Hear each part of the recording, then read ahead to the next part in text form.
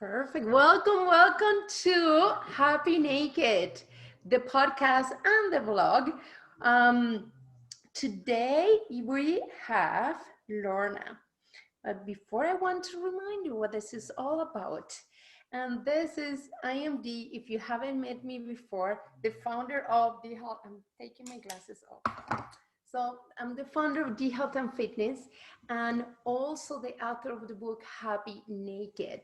I'm a personal trainer, I'm an energy worker. I also have a degree in computers, and my mission is to share the naked truth through taboo conversations and raw stories that will allow you to elevate your sex life, relationships, intimacy, health, fitness, and overall well-being.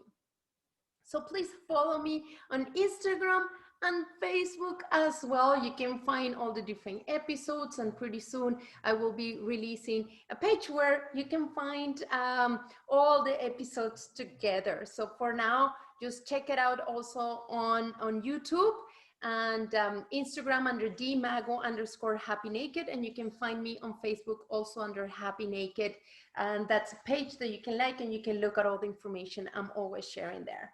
And today when we're talking, we have another taboo conversation. And sometimes I wonder, and we were just talking about that, why safety and protection is a taboo topic. Let's think about that. So I think we all want to be optimistic by thinking that everything will be okay, that we will never be in trouble and nothing is going to happen. And growing up in Venezuela, we were always in guard mode.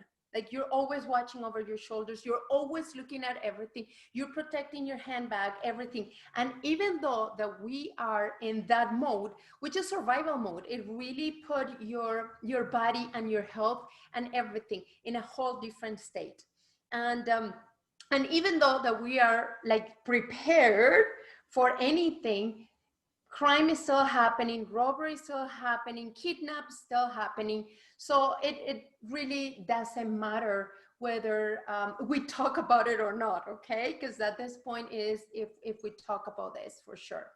And today I have Lorna Selig, who has been part of the Calgary family and community service sector for many, many years. Her passion for emotional safety and wellness in children and teens is realized in her self-defense and personal safety training company, Save for Life. Lorna has been teaching self-defense for more than 15 years. Her engaging and energetic style captures, and you will see that, the audience and presses them to think about and discuss sometimes difficult topics with humor, of course, and but fact and usable takeaway are part of her empowerment message. So, and you can find her also on Facebook under Save 4 Life, and also on LinkedIn, Save for Life. And I will be sharing all the information. You can find it in the description as well, and how you can contact her and find about her programs and all that kind of stuff for sure. But welcome, Lorna. Thanks, Thank Dee. you very much. Thanks, this Dee. is It's wonderful. great to be here. Yes, I know. Yeah. So tell us, what are your thoughts about what this is a taboo topic?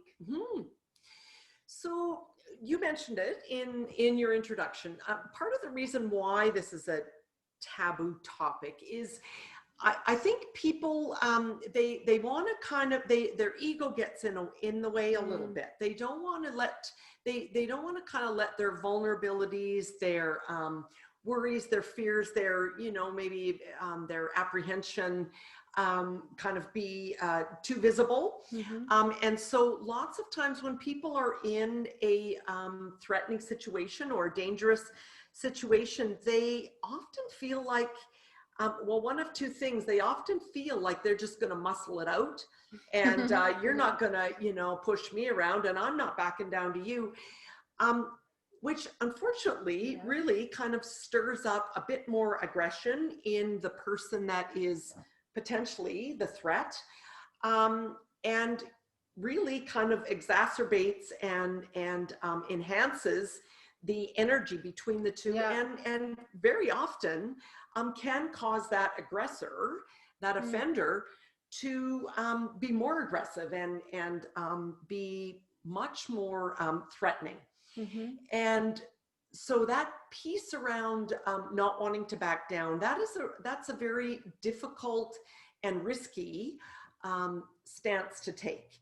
And so we see that lots and lots and lots in males. But we also see it, so teen males, but also, you know, grown adult men who want to, you know, oh, I'm tougher than you, right? But we also are really, really seeing a huge rise in teenage girls being the aggressors and the offenders and the perpetrators. And there's a little bit of a gangish kind of, you know, mentality sometimes with a group of young women, right? Starting at about the age of 12, 13, 14, might start with some kind of bullying, but oftentimes we'll kind of progress into a physical altercations and just some pretty significant risky behavior. But when we think about sort of muscling through the ego, so think about a group of, I don't know, 4 or 5 teenage girls coming upon you. How do they, and they're, you know, maybe taunting you or advancing towards you. How is it that you would react to a situation like that, Dee, if it were happening? So walking down, let's say you're going for a walk this evening, and it's about 8 o'clock, 8:30 here in Canada. It gets dark at about that time. You're walking down the street and you're approached by 2, 3, 4, 5 teen girls who clearly are coming towards you in a way that feels aggressive and threatening.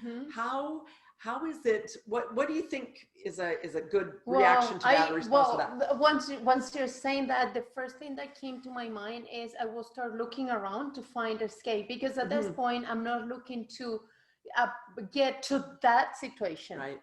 So it's how am I escaping out of this instead? Yes. That will be my first thought. Yeah. Right. However, when I'm with my kids, also that will change. Yeah. Because there's one thing being alone and being able ready to run, and if I need to drop everything, I will. Yeah. Right. But then it's like, oh, now I have to think about, because then that's another aspect of Absolutely. it. Right? You've got your family to protect. Yeah. And but then in that case, I will be just looking around and where the heck am I going? How can I get out of here? And do the best possible where I'm not gonna get trapped, because you can't get to dead end street or something. Absolutely. Right? Yeah, you don't want to get caught in a dead end. Yeah. And so your point of looking for an escape is bang on.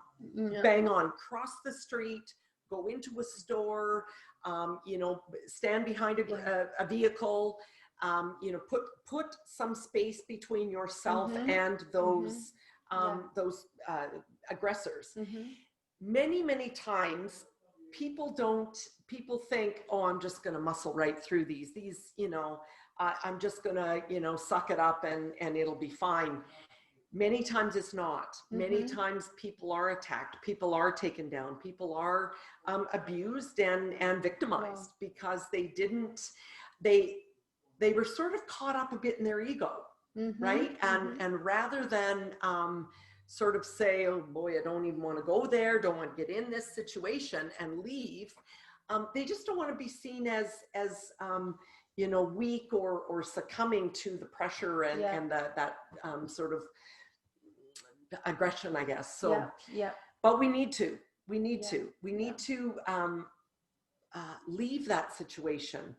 And not feel like we can muscle our way through it, right?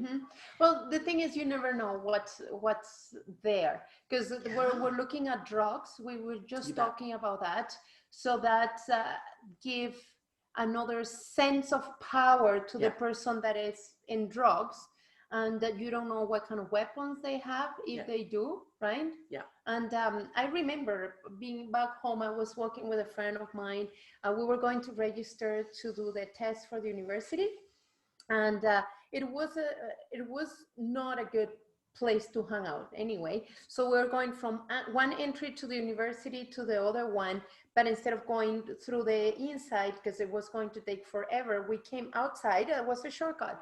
So in that long walk, and there was a guy, and we already knew there's no freaking way we can run away, because the way, in order for us to get across the street, we have to cross like a 4-lane street. Like there's no way. Right? So it's like, okay, whatever, we already know, we're basically waiting. But what I always remember is, it was a young guy, so he comes, the hands in the sweater like this, pointing at us. So the sweater, you just see the pocket pointing like this, and he didn't even say anything, and my friend was already giving him. Oh no! Wow. We had the cash where we were going to pay the test. Oh dear. And I was like, and the guy's like, what do you guys have? And I'm like, I'm looking at it. I'm like, of course, I'm not giving him the money because we're going to do the test now. I ended up giving him my watch. But at that point, my friend already gave him even cash. But because the thing is, we never know how we're going to react. Because that's another thing. Totally. Right? That's why it's important to think about how you're going to react. So you're speaking of tests. And so in our classes, we talk lots about having a safety plan, because that is so important to how you would react in that situation. And I kind of compare it to how it feels to go into writing the entrance exam for university if you hadn't studied, if you hadn't been prepared, right?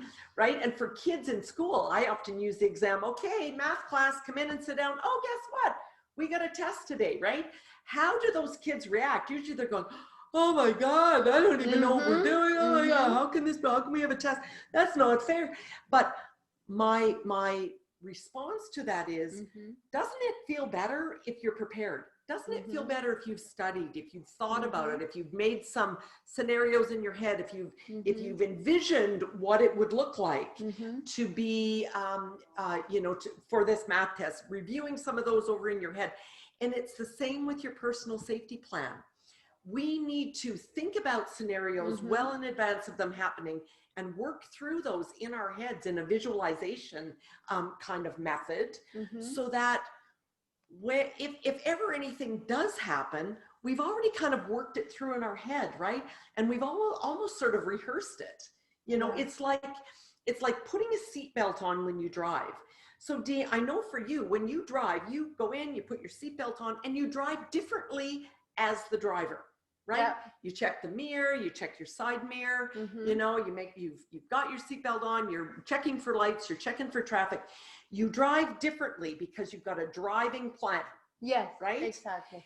And you know where you're going. You know where you're going. You've got it all mapped out, right? Yeah. You're just in that driving headspace, different than when you're sitting in the back seat. Yep. Right? Somebody's taking you somewhere. Do you check the mirrors? Never. Do you check check for traffic? Never. And so when we are out and about in the community, we need to act like we're in the driver's seat, right? Because as we're walking down the street, we need to notice what's going on around us. We need to check for, perhaps what store might be open, who's around us, how does that make us feel? Rather than being in the back seat where we're kind of oblivious to what's going on, right? And so if you are presenting yourself in the community, wherever you're going, and you're showing up with confidence and deliberateness and purposeness because you've got that mindset where you're aware of the environment, you look far less like a victim or far less like a target, right? Okay. If I'm walking down the street and I'm sunk into myself and maybe Or I'm on my phone or whatever, happens a lot. Oh yeah. I am way more the earbuds, headphones. The headphones. Bad news.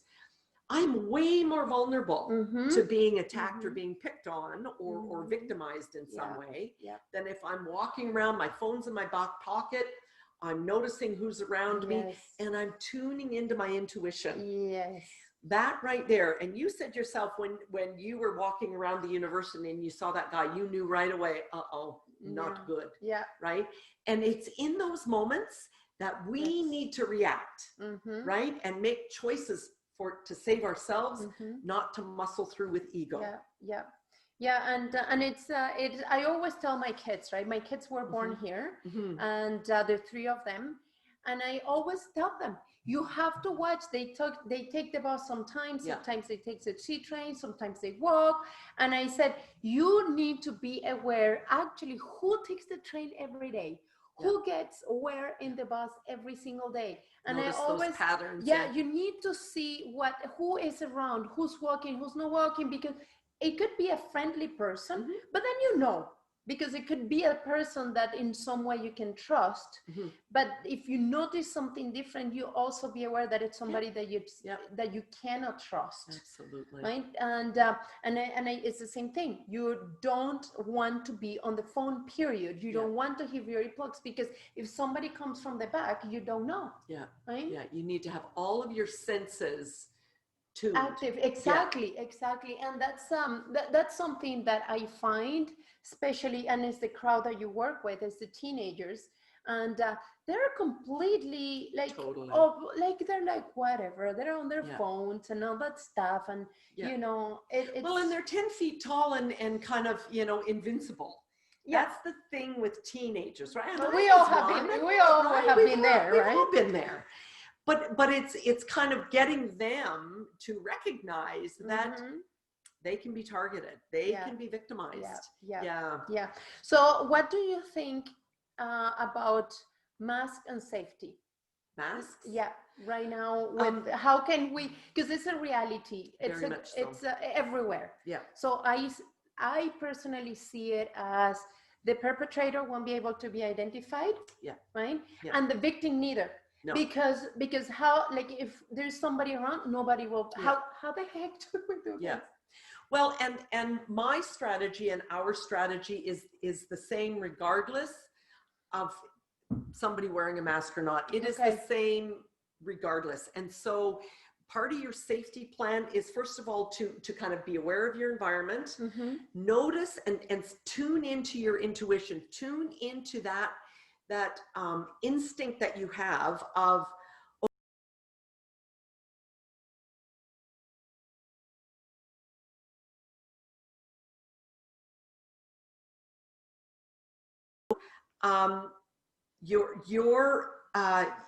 so when your perpetrator has a mask on and you have a mask on, there is a little bit more anonymity, right? And so people feel sometimes a little bit more brazen, right? When there's that anonymity, a little more bold. And so what I would suggest, quite honestly, is exactly the same things that we suggest if there wasn't a mask, and that is to holler, yell, create a commotion, create noise, make sure that people know that you're in danger. Rip your mask off so you can yell super, super loud. Fight back if you need to. Honestly, fight back if you need to. If somebody has got you and holding you, you can fight back to regain to regain that separateness, right? Run away, get to some place that is safe. So that could be a store, that could be, a place where there's other people. And then always, every single time, what you want to do is you want to report it. You want to report those incidents, because we never know who else may have had a similar situation. And there's always a pattern, as far as I know, right? Yeah, absolutely. Whether it's location or how the event happened. So there's always, so that's good. Because I always think when I'm walking alone and stuff like that, I always think is, what do I have as a weapon? Right, for sure. And carry something. It sounds crazy.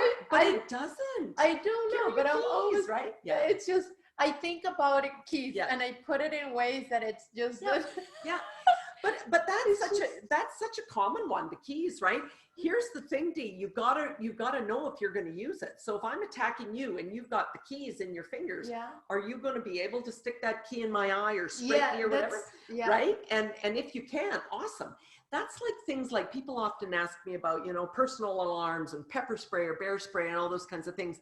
And so to know, like, a personal alarm is not illegal. You can use it anytime and pull the pin on it and it squeals and they're fantastic. But things like pepper spray and bear spray, they aren't illegal to carry, they're illegal to use. They're Okay. illegal to use? Yes. Oh, okay. Yes, they are. And again, the difficulty with bear spray or pepper spray or any of those kinds of weapons is that, so if I've got my spray in my backpack and I'm walking down the street and it's in my backpack, what am I going to say? Stop, stop, stop, bad guy. Give me a minute to get my spray, well, right? You take your backpack and bounce it with that can. Right. Well, that's the other thing, right? Yeah. I mean, and there's, absolutely. Yeah. Hit him with a backpack for sure. Hit him with a purse. Hit him with your shoe, right? Yeah. Stomp on a foot, punch him. Yeah. I teach, I just love what I call a hammer fist, and it's your straight arm with a fist on the back. Think about it. Somebody's got you from behind. I mean, you can be banging on their hips or the groin. You know exactly where the groin is. It's right behind your butt. If they're got you from behind, move your hips over and start banging on them.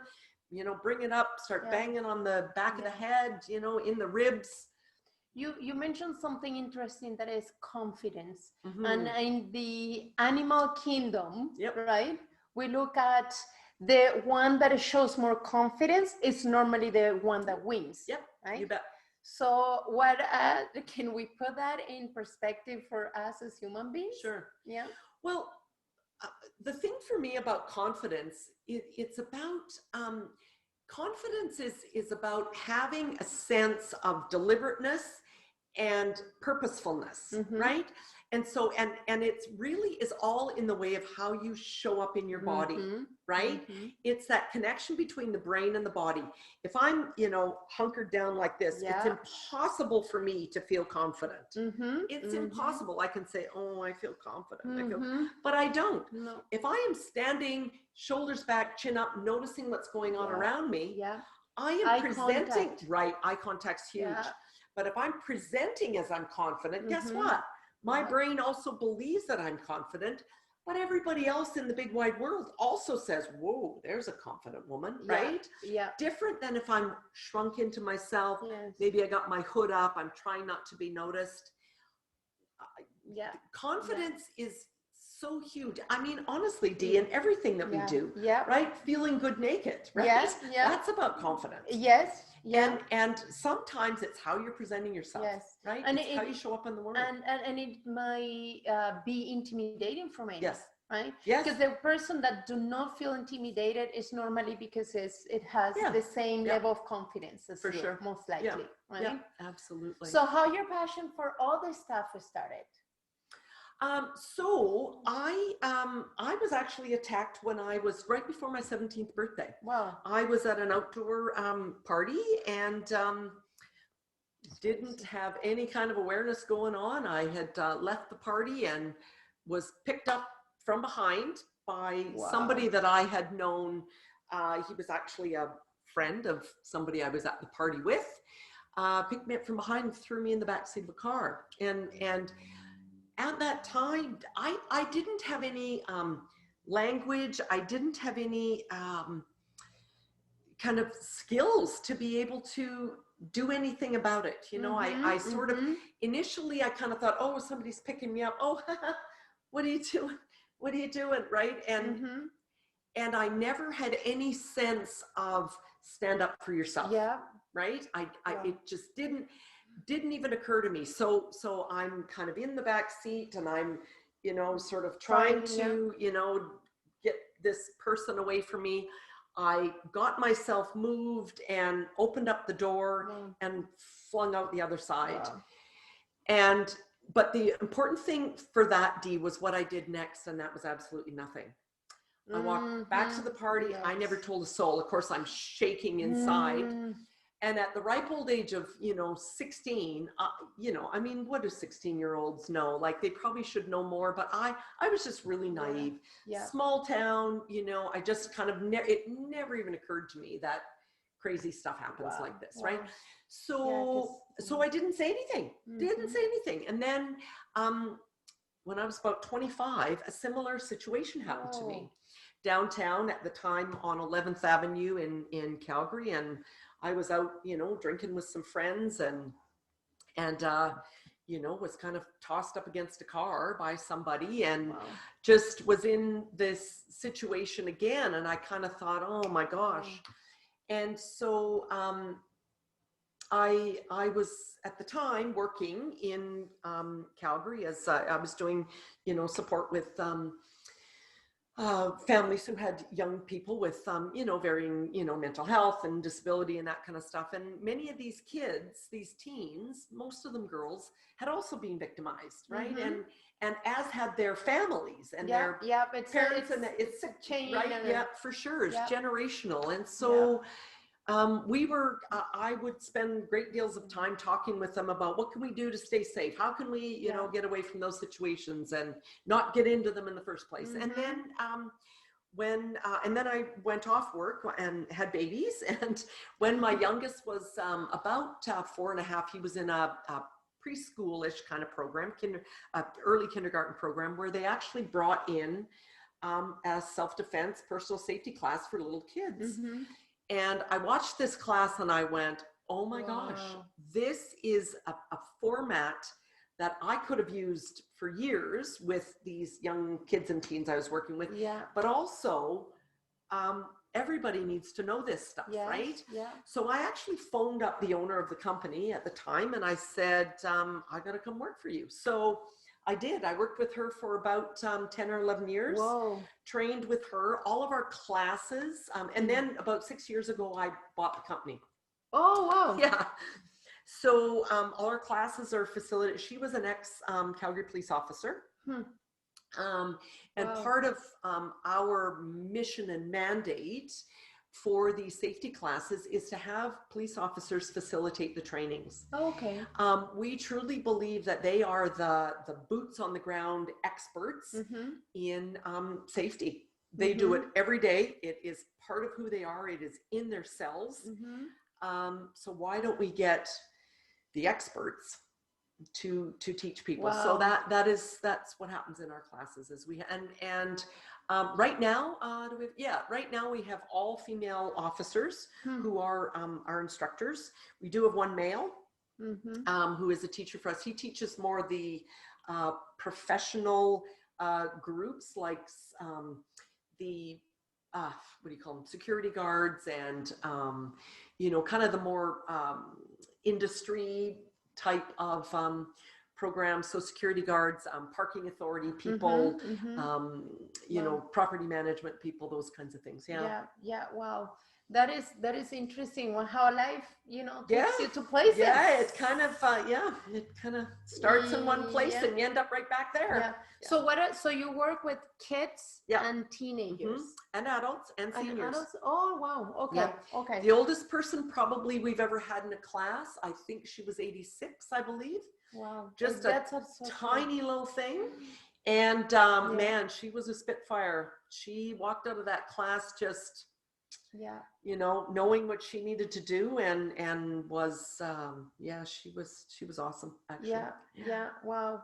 No, it is so important, definitely. Is this something that it can be done? I know things are changing in our society. We were talking about it, and I know your courses are normally, your programs are live. How is that? Is there access for people to do it now differently? Yes. And so we are doing virtual programs. I've got, what have I got? 4 or 5 schools, I think, set up here for this fall to do them virtually. So I connect up and actually do it over Zoom, which is really awesome. We've got several schools in and around Calgary that are doing that over Zoom, and it's awesome opportunity. But we also are doing live classes as well, Dee. So we've got, the only thing that we're not doing is what we would call a public class, right? Where we would have 25 or 30 people register and all come together as strangers.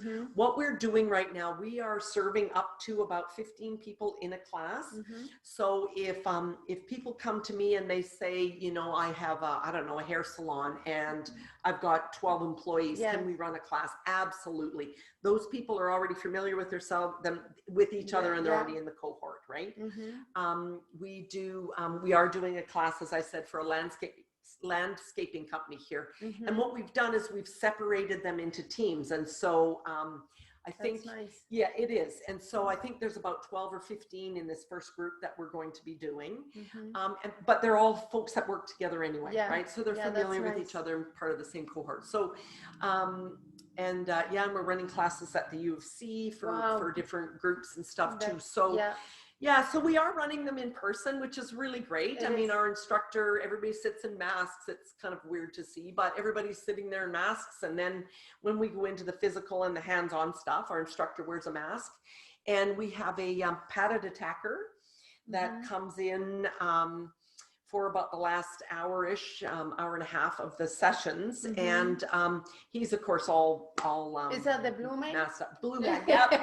Yeah, so that's just such a super, well, it's a really fun part of the class, but it is very cathartic, right? So people who go in and have some major fears come out, and they get to work through those fears, and sometimes there's tears, and sometimes there's, just a real release. Yeah. And other times it just is completely, well, all the time, it's just completely empowering and just fills folks with massive confidence, knowing that they can escape. They have ways to, they learning the tools to get away from a difficult situation, right? Yeah. Wow. That is really, really, really interesting. Yeah, because what I find is by doing virtual, it will allows you also to take this work outside of our circle, right? For sure. Yeah. Because it is you. I remember you were working with Gems for Gems. Yes. Are you still doing that Yes, work? I am. How? Because Gems for Gems is it's a nonprofit organization that works with women that have been abused or have been or are in abusive relationships or looking to get out of those abusive relationships and don't know what to do or how to get out, and it is a complex situation. Yes. Right. Yeah.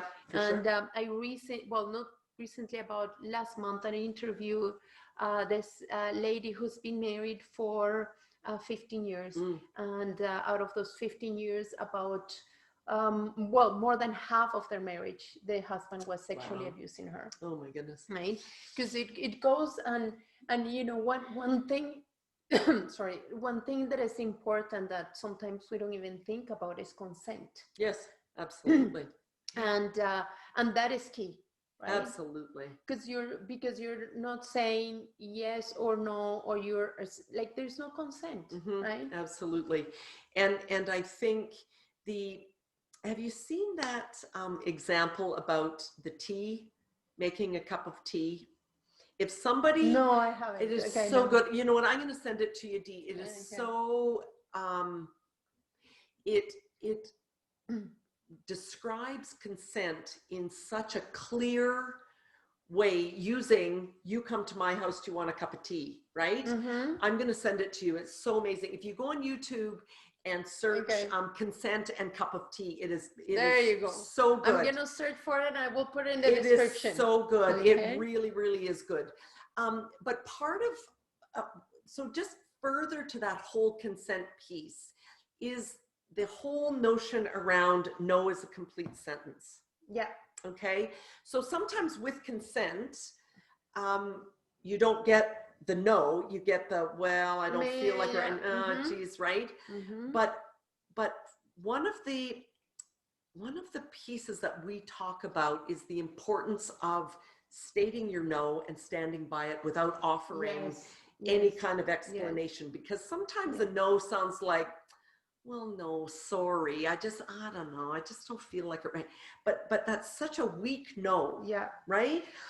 And it's okay to kind of say no and just say no. But there is also an issue about that, and I think when it comes and consent, it's getting into a place right now that is very, very, it's a gray area. Okay. It is very, very hard to define in some cases, because, for example, we like women are known for not being clear. Yes. Meaning, because it's that weak no. Yeah. But then there is, and I'm sure you all have heard this, where, you know, when a woman says no is a yes, when she says yes is yes. Yeah, yeah. And you know, because Yeah, yeah, meaning it's that we very, don't know yeah, what we want, wishy-washy. right? Yeah. Yeah. And and you know what, we also as women have to learn Mhm. to Totally. define that Yeah. more clear. And something I learned in tantra, it is, if it's not a hell yes, it's always a no. Yep. And it is, and I love it. I love think that was the best way to define your no. If it's a Mhm. maybe, it's a no, Yeah. right? If you're not sure, it's no. I love Because that. Yeah. it has to be a hell yes. Mhm. However, as women, we also have to put that out clear. You bet. Right? Because now we have this, you know, like we're known for not knowing what Lots we of times, want, yeah. right? For being indecisive. Indecisive, yes, but also I think lots of times we don't want to offend somebody, which is why we're kind of, oh, okay. Then we get into, so that's also part of the culture in Canada. Yes. Okay. Very much so. So yesterday I interviewed this friend of mine who also I know through the Tantra community, and she was saying something very, very interesting, because and we jump more into relationships. But what she was saying is, we need to learn to say no, and also we need to learn to hear the no and take it. Yeah. Because that's the other thing. Because when we're looking about consent, people that they don't have any agreement, right? That's, we need to be more, what is the word? Like more clear, okay? Yeah. More assertive, saying Right. this is no. Even though that it feels that maybe or that, you're like, we need to be like very, very clear on that. It's a no, okay? When we're looking at relationships, or relationships in any way, it doesn't have to be romantic relationship. But when we're talking in an environment, when I'm saying, no, do you want tea? No, I don't want to, thank you, and that's it. But even something like that, the other person, if that other person do not take the no, well, then that's also going to be, you know, it could get all twisted. That's all I can say. Well, sometimes, it's a complex kind of scenario, and it shouldn't be. Right? Exactly. And part of that, and I think you're right, Dee, part of it is, you know, a weak no is fairly consistent, I think, with Canadians. Because we don't want to offend, we don't want to hurt somebody's feelings. But I love your point about, you also need to hear that no, right? So, you know, as a partner, as somebody that's, you know, kind of in whatever relationship that is, friendship, and it's colleague. in anything, because, and I always give this example. Let's say you want to lose weight, and you made a decision to get into this diet. And in that diet, you're not drinking wine, because that's what it is. You go to a party and you say to your friends, to your close friends, I'm not drinking wine because I'm in the diet. Like, I'm doing this diet, I want to lose 10 pounds. What normally your friends say, it's just wine. It's just one glass. Come. So, like, as a community, we don't really take that easy. We don't. And we don't respect it. I know. Yeah, it's very true. It's very true. And so, and that's what our friends do to us. Imagine what happens when it's somebody who wants to take advantage of us. Somebody who wants to harm us in some way. And so it's pretty easy. And so you even think about, you know, what are those conversations around kind of coercion? Because now, as we're talking, I'm thinking in the seduction game, that is also another tricky place to be sometimes, right? Because it all depends on, again, how we show up right? And how we set our boundaries and all that. And but it's also a very tricky place, Yeah. because so many people say no, but because it's this seduction game, which it's fun. Don't get me wrong. It's like Absolutely. that game. It is fun because Mhm. it's like a, well, it's a hunting. It's Yep. like you're being, Sure. It's like a somebody. little dance. Exactly. Yeah. So it is fun, but there's sometimes that one of the members of this game don't want to play Yeah. anymore. Yeah. Right. Yeah. And it's how, and there's so many times that actually cross that Absolutely. line, that it's because it's not clear, and it comes down to, we as individuals, it doesn't matter if you're male or female, as individuals, we need to learn how to create those clear boundaries, right? And stand on Stand that. by them. Yeah.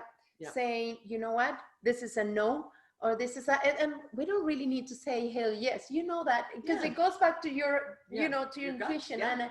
And I like that about you, is that when you're teaching, like all the people that participate in your programs, you go down to back to intuition, Yes. which we forget. Yes. That we're forgetting. Yeah.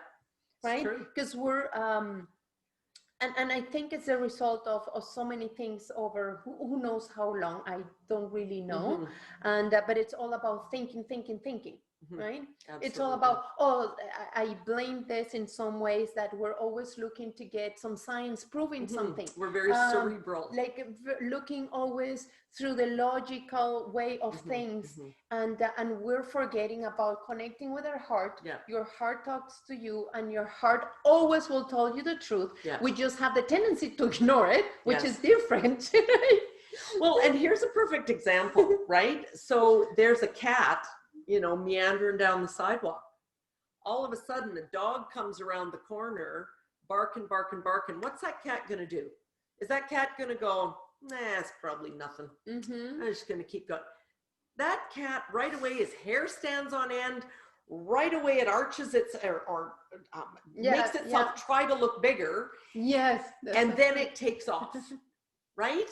It does not stay there and talk itself out of its own safety, right? How many times do we do that?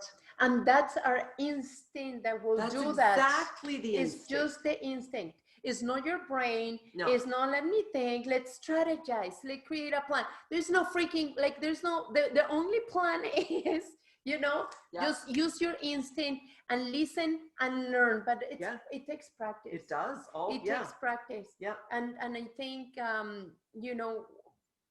in my case, I think meditation could be one way. What do you think it can help us to get back into that intuition? Yeah. I think visualizing. So when you are, so the first thing about intuition, when you are in a situation, trust it. Just make the decision to trust it. You might not. You might be off base. You might not be able to prove that it's right, but it's never wrong. Yeah. So even if you can't, even if, and we've all done this, we walk into a room and we see somebody, or we're standing beside somebody, and all of a sudden we just kind of get that feeling in our gut, right? We might not be able to pick out exactly what it is and why we're feeling that way. But if I can guarantee you, if you step back from that situation, you're going to feel better. Right? Yeah. That whatever that energy was about that person that caused you to feel that alarm, you might never be able to pick out or pinpoint exactly what it was. Yeah. But when you step back and remove yourself from that proximity, you're 100% better. Yeah. And so that's what I mean by it. You may not be able to always prove it right, but it's never, ever, ever wrong. Yeah.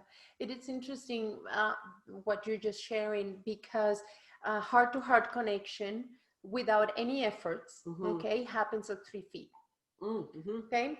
So meaning there is a level of closeness that we need to have in order to have that connection, that deep connection as human beings, right? Interesting, yeah. And we're asked to be 6 feet apart, by the way. Yeah. That is interesting.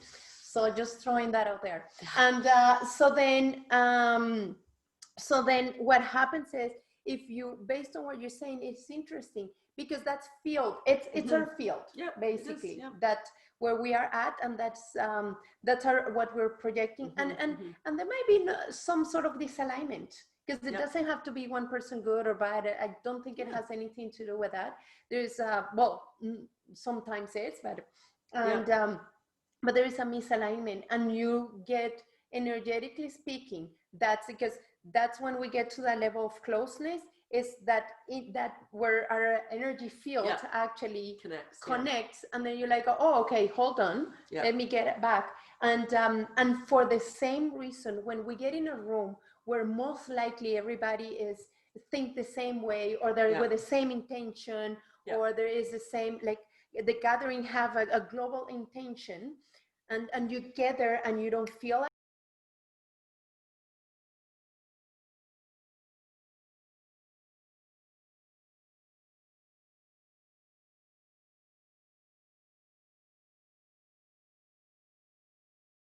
it is pretty much aligned with that. Because we're energy beings. Surely. And again, that's not our logic brain that is telling us what to do. And we are not taught to be in tune with that. Right. Unfortunately. The living creatures that are most in tune with their intuition, animals, right? Because they are survival, right? Yeah. Animals, if ever they are frightened, they're gone. Right? They're gone. Yeah. They don't stay and try to talk themselves out of that feeling. Right? Like there is a fire. Let me see if there is actually a fire. Let me see if it's hot. Right? And the other creature, and I call them creature, is young children. Yes. Right? That is so true. Young children, if they are presented with someone that they don't feel comfortable with, they will go and stand behind their parent. Yes. They will avert their eyes and they will resist. Yes. So that's so true. Animals and young children are the best gauges of their own intuition. And you know, based on what you're saying, as parents, we make, and I'm saying we because I'm sure I might done it in the past, where the kid react that way. How many parents you see, but say hi, but do this. It's okay. Just chill. Just let, and then figure it out later what it is, right? Because so as parents also, we're not allowing our kids to step in their intuition. Totally. We're already interrupting that natural process. We're teaching them to not trust it. Exactly. Yeah. So and that is a big mistake, and I'm saying wait because I'm sure, as I said, I'm sure I have done it. Yeah, right. We all. And it's like, but wow, how can we encourage our kids, because it's the next generation, right? Or our friends, who knows, like everybody around us, to stay into our intuition. That is key. And I think if there's anything that you want to get out of this conversation today, in my opinion, I would say get back to your intuition, get in contact, get in touch with your intuition in any way that you find it will allow you, will help you to get back to that. It is about moving away from our brain, because it's definitely, that is in the step number one, which is the toughest, of course. And because again, we have been taught to think. And it's, let's move to your heart, listen to what your heart have to say. Your heart is more correct than your brain, even more than your gut. Like your heart will always will tell you, and your gut and your heart, they have a they speak quite quickly, because when your heart, because it goes with the energy I was talking about, when your heart gets to feel that, immediately send that signal to your gut, which is why we have that gut feeling, right? They're just connecting right away. And that's kind of where it's like, let's get back to that, right? Agree. Yeah. So what will be the advice that you will give people that are listening to us today? I think my advice would be have a safety plan. Yeah. Think about what you would do in a situation and just run those in your head, visualize those, and always visualize, obviously, to the point of success, right? You're away, you're safe, you're back in an environment that causes you peace. But run those scenarios in your head, right? I'm walking down the street and car pulls up beside me. And this just actually happened. I'll share this example with you. It's horrific. At a shopping center in Calgary, I received a call here, this is probably a week and a half ago, received a call from a woman. She said she was asking if we were doing public classes. And so she proceeded to tell me about, she was loading her groceries into her truck, and she had a truck that had, so she had the front door open and then one of those crew cabs, right, where the door opens the other way, right? So they both look like this. She's loading up the stuff into the back. So she has the crew cab door open. She closed the door and there's a guy standing there. Whoa. And he says, "Give me your keys." Whoa. And she's, what do you mean? What do you mean? But you know what she did? She hopped into that truck and she laid on the horn. And so this guy obviously doesn't want to be noticed. Yes. Doesn't want to know. Yeah. Want people to know what he's doing. He takes off, right? Wow. But Wow. the fact that she had that foresight and that thought to hop in and lay on the horn. Wow. Yeah. Yeah. And off you went. But that's part about having a safety plan. Think about, what would I do if, right? What would I do if? And the other thing too, I think, is going back to what you said, Dee, is just go back to your intuition. Like, if you don't feel good about a situation or about a conversation, leave. No explanation needed, right? Just back away and off you go, right? Yeah. You don't need to stay in a conversation that doesn't make you feel comfortable. Yeah. Yeah. No, that's true. That's true. Well, thank you. And I will be putting all the information in the description, so you know where to find Lorna and get information. If you're in Calgary, you know that she's doing in-person workshops. And if you're outside of Calgary, then talk to her and see if there is any opportunity to do any virtual training and corporate training or school training or family or your family, anything. It's really, really, really important to have this training, because we never know. And I gotta say that we're quite lucky, because Canada, it's a safe place. It's a safe country in general. Okay, it doesn't mean that things do not happen. I think for what I constantly hear is, this is not it's not a country that it has a high level of crime, and but there's a lot of sexual abuse, raping, like at that level, covert crime. Yes. And that is not a place that anyone wants to be, period, right? It's not, it's definitely, we really, really want to avoid those situations as much as possible. And it's unfortunate it happened. It's a reality of the society, and I'm sure many other cultures have, different situations where I know it's abuse, especially of women. It is a normal thing, and in many countries, women don't even have the right to speak up or demand, like the rights to be like that her sexuality or anything has been taken, right? Virginity, you name it. It is just outrageous. So the thing is, you have the right, no matter where you are, you have the right to protect yourself, to have the tools, to be able to defend yourself if you have to. And that's what this is all about. And of course, get back to your intuition, be aware of everything that is happening, and take all the measurements that Lorna has, mentioned through this conversation because it's really, really, really important. So thank you very much. Thanks for having me, Dee. This This is is fun. amazing. It's great. And Nice to chat. and you know, as I said at the beginning, it is really, really sad to have this conversation under taboo topics, right? It Absolutely. is quite sad, but it is what it is. And the whole point of this is that it comes out to the light. So then now it's not a taboo. We're talking about it. That's right. And that is the other part. You bring up a good point, Dee, if I could, just 2 seconds. We need to have these conversations ongoingly with our family members, but most especially with our children, boys and girls. Yes. Have these conversations about notice what's going on around. How do you feel about that? And as we have the conversations and as we make those conversations public, they become less taboo. Yep. And it's more intimidating also. You bet. Because it means that more people know about it. Yeah. More people know what to do in case Yeah. of being in a situation like that.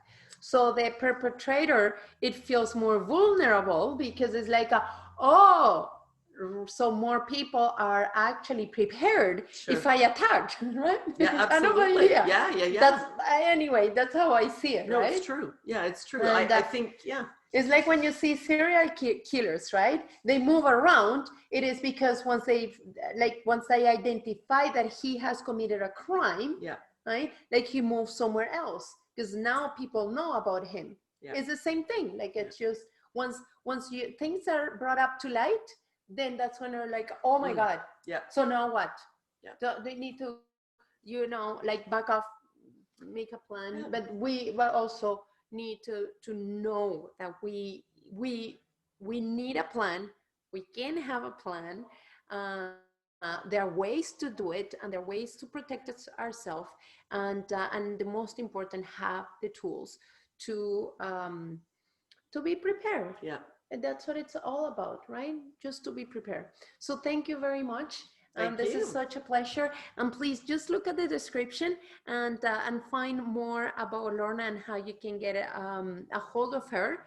And of course, follow me on Instagram, follow me on Facebook, Dee Mago, Happy Naked on Facebook and Instagram. If you're looking at the online fitness program, you can also go look for Naked Fit online, and then you can see all the online programs that you have access to